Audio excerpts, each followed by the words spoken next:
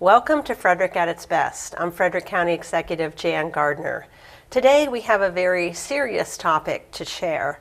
We're here today to join the many dedicated members of the complex regional pain syndrome community in raising awareness about this disease. While many individuals have shared stories of the disease with friends and family, trying to help more people realize how truly horrific this disease can be, particularly if it's not diagnosed or treated early enough. Many people have not even heard of CRPS, Complex Regional Pain Syndrome, even though hundreds of people have tried to share their stories through the local newspaper, broadcasts, even national news and syndicated television. So what is Complex Regional Pain Syndrome?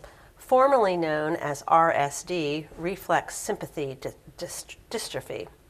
CRPS is a severe, spreading chronic pain with redness, fluctuating skin temperatures, and sometimes changes in body hair and nail growth. It often occurs in response to an injury, but not always. The issues surrounding CRPS make it hard for patients to use their affected arms or legs. Doctors often misdiagnose CRPS and are not fully aware of all the complications. It is a progressive disease of the autonomic nervous system, more specifically the sympathetic nervous system. The pain is characterized as constant, extremely intense, a burning sensation, and really out of proportion to the original injury. CRPS pain is ranked as the most painful form of chronic pain that exists today. Anyone can get CRPS. It is estimated that there are approximately 200,000 men, women, and children in the United States alone who have CRPS, and about 75% of the people are women. The majority of people developing the disease are in their 30s and 40s, but it can strike anyone at any age. There are four main symptoms of diagnosis of CRPS: chronic burning pain, inflammation, spasms, insomnia, and emotional disturbance. According to the National Institute of Neurological Disorders and Stroke and the National Institutes of Health, it has been estimated that CRPS may present itself in 2 to 5% of individuals with peripheral nerve injury. Those who are suffering integrate a range of physical, occupational, and psychological therapies to try to help manage their pain as much as possible. So I want to read a proclamation, and then we'll introduce the people who are here who will share some of their experiences and stories about this disease. Whereas complex regional pain syndrome is a nervous disorder that causes chronic pain and can strike at any age, most often affecting one of the arms, feet, hands, or legs, and whereas the symptoms of CRPS are often described as a burning sensation that is out of proportion to the severity of the initial injury and can include swelling and extreme sensitivity to touch. And whereas through treatment can relieve painful symptoms, the prognosis varies from person to person. While CRPS was first identified during the Civil War, it remains a poorly understood condition, and there is no known cure. However, the National Institute of Neurological Disorders and Stroke, the primary federal supporter of research on the brain and nervous system, has scientists studying new approaches to treat CRPS and intervene more aggressively after traumatic injury to lower the developing disorder. And whereas members of the CRPS community are spreading awareness this month, and on November 2nd, members of the CRPS community celebrated the second annual Color the World Orange Day to spread awareness of this poorly understood pain disorder. Now, therefore, as the County Executive of Frederick County, I hereby proclaim November 2016 as National CRPS Awareness Month in Frederick County, and I do commend this observance to all of our citizens. And you'll hear from some individuals who've been impacted by this disease. So for those of you who are watching, I think it's important for you to share information about this, to share awareness, and to really offer support and understanding to people who are experiencing this disease. So I'll start with you, and we'll let you. I can talk, so I'll hold the microphone so that you can hold your sign up. And if you can introduce yourself and add whatever you want to add. My name is Samantha Turner. I have had this disease for 3 years. It started in my leg within 2 weeks. It started in my foot. Within 2 weeks, it was all the way up my leg. And 2 months later, it moved into my arm. I have been trying to raise awareness because there are so many people that go undiagnosed and who just feel so alone and abandoned by doctors, and a lot of treatments that work on this disease are not covered by insurance. And the only way to change that is to raise awareness for the disease and the cures, and try to find a cure. So I put this board together, and this just shows the last 4 years of the people that I could find that have passed away due to complications that involve CRPS, whether it be, trying to find relief in accidental overdoses or medication conflictions, suicide. This is known as the suicide disease because doctors don't know how to treat it. They lose hope. People lose hope. They don't find the right support. They just feel alone and abandoned, and bottom line, they lose hope and they lose faith. And so that is why it is so important for me to keep raising awareness and trying to spread the word about the disease. And we do have somebody here from St. Jude that is working on new research and new treatments, and so that is really exciting.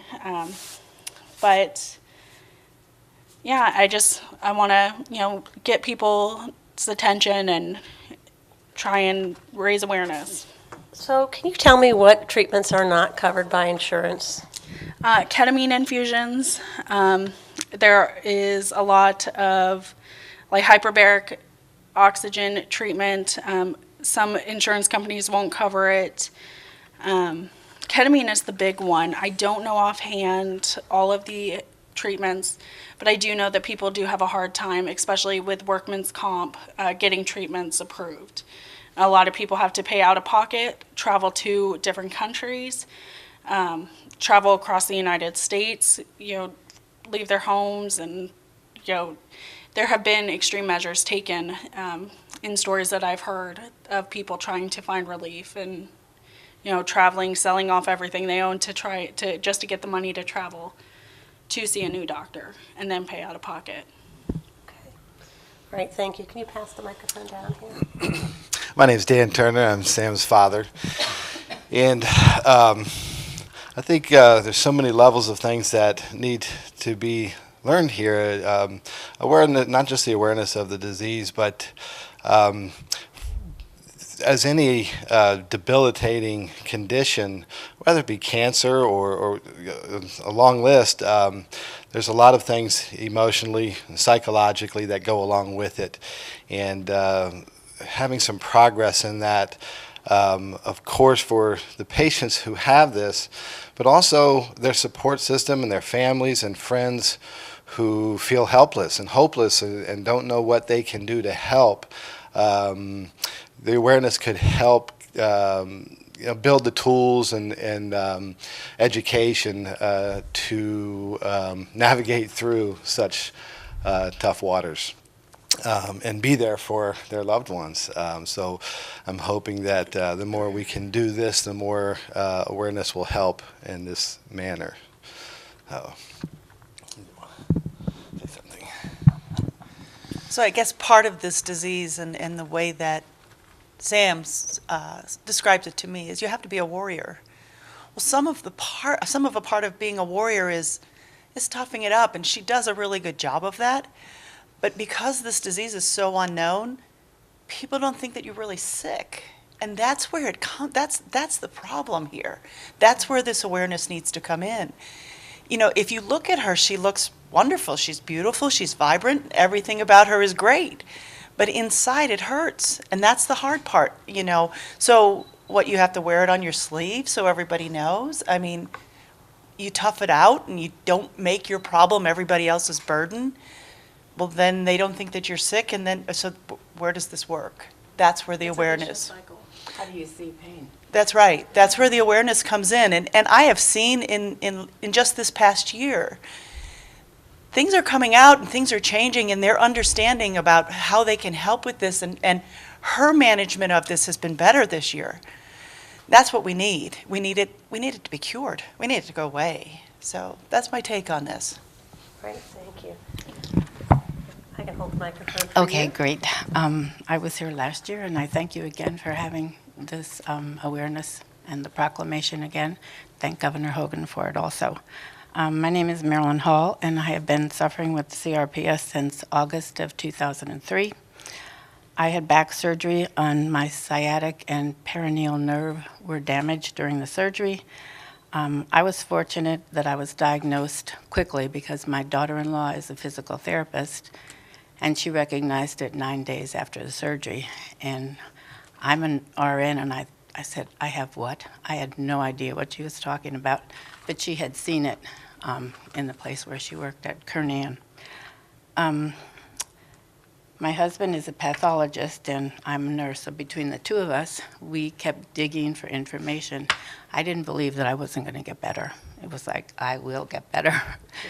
So it was hard for me to realize that there was no cure. Happy that we have this awareness opportunity so that we can get the word out about RSD and CRPS.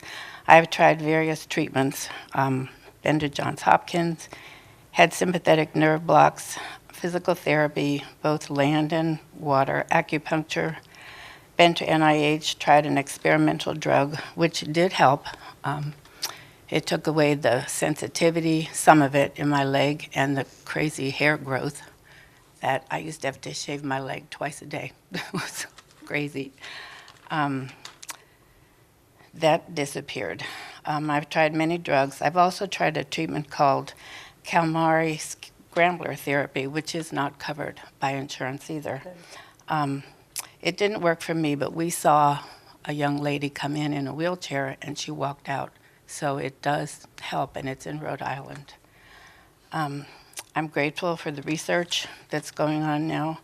My heart goes out to all the young people that have it. I was 63 when I was diagnosed, and I had a wonderful active life before that. Let's see. I thank everyone, especially my dear husband here and my family and friends. Thank you. Thank you, Marilyn. Pass this to Al. Thank you. It's interesting that the incidence of this disease is probably about the same as multiple sclerosis, MS. Everybody knows about MS, but nobody knows about CRPS. And this is what needs to come out. And if you look at her and you look at Samantha, my gosh, they look good. How can you be sick when you look so good? And that's everyone's comment. So it's brushed aside. But as she says, how do you see pain? And so this is something that really needs to be thought more broadly of and widely of by the medical community. And hopefully we thank you, Jan, for having this meeting, and hopefully if just a few people see what's going on here today, maybe it will be helpful. Excuse me, I'm John Miller, and I'm just here to support my dear friends Marilyn and Bill, but also Samantha. And I would simply ask for prayers for these people that would normally be very active, but have this incredible debilitating pain. Prayers for the researchers, prayers for more money for research, that very soon, if at all possible, God willing, there will be an answer and a cure. John. Could any of you share if there is an organization or a foundation that does fundraising either for research or for really just to help people get treatment that isn't covered by insurance? Yeah, the RSDSA Association They're based out of Connecticut, but their website, which is rsds.org, rsds.org. yes, Okay. has tons of information, and they can send you to different places. And they have summer camps for children that have this. So and actually today is the day that they are raising money for the children that go Giving to these Tuesday. camps. Yes. Okay. So can people find out about that by going to the webpage? There's a way Yes. to contribute? There is, yes. Okay. All right. Thank you very much. You can add something if you'd like, Yeah, Samantha. there is also a foundation called Ferocious Fighters, ferociousfighters.org, and that was started by a 9-year-old boy that has this disease. He is now 12 or 13. And instead of kind of becoming a hermit, he reached out for other kids that have this disease, and he now has started this foundation where they send other kids across the world and other minors comfort packages, and it has a blanket and a notebook and a couple other things, and each package costs $120, and it's completely volunteer funded, and it's just Patrick and his mom that started this, and she ended up getting a second job to pay for these packages because she didn't want all these other kids to feel alone. Patrick just went through 3 weeks where he saw numerous doctors, specialists, surgeons, because his jaw would not move. He had to get a feeding tube, and it was just a CRPS flare-up in his face. And he lost weight, he wasn't able to go to school, but he fought on. And he's still doing these packages and sending other kids with this disease packages to let them know that they aren't alone. And that's a huge thing. One of the names on this poster was a 12-year-old girl who was active in her school, active in sports, popular, got this disease, and couldn't deal with it, and she took her own life. So the fact that this organization is around is huge. It's saving the children of the world that have this disease, and I love that.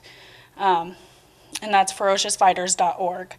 There's also another foundation, Power of Pain Foundation, that sends money for research. They set it aside for CRPS research. So there are many foundations that are trying to raise awareness. They just need awareness of the foundations. Right. May I add something? You certainly can. With this being Giving Tuesday, on Facebook, there's a way to donate for many charities, and I haven't checked to see if this is on there yet, but I would imagine it would be. And any donation will be matched by Facebook and the Bill Gates Foundation. So it's just today. Okay. Thank you. All right. Thank you very much. I appreciate the added information, and so that we can try to help get that out there so that, everybody who watches this has to be touched by this. Not only does it increase awareness, it adds a personal experience to it, a face to it, so that people can try to understand it. And so hopefully it will engage people in supporting other people who are suffering from this disease, and help to raise some funding for research, and to help people try some treatments that they might otherwise not be able to afford. So this is why we're recognizing this condition today. We really want to raise awareness. We want to let you know that this disease, CRPS, is out there, and that it's hard to diagnose, and that it really is very difficult for people to deal with chronic, continual pain, and that they do need help and support. So I want to thank you all for being here today. I want to thank you for offering your support for others, because that's really what you're doing here. And we really wish you well and hope that we can find a cure and that you can find the support and the pain relief that you need. So thank you for joining us today. Thanks to all the guests that are here.